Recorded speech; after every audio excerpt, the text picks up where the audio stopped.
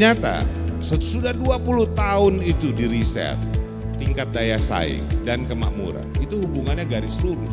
Artinya setiap terjadi peningkatan daya saing, maka terjadi peningkatan kemakmuran. Indonesia tahun ini peringkatnya naik jadi 36. Selama bertahun-tahun selalu 40-an. Tetapi saya termasuk orang yang masih belum puas dengan peringkat itu. 36 itu kita masih di bawah negara-negara tetangga kita. Singapura itu 5 besar, Thailand di atas kita. Negara tetangga yang kadang-kadang menyebalkan itu 20 besar. Karena jauh sebelum yang namanya minyak bumi menjadi komoditi utama, maka komoditi utama dunia itu pusatnya ada di Indonesia. Lebih tepatnya di tanah Aceh ini.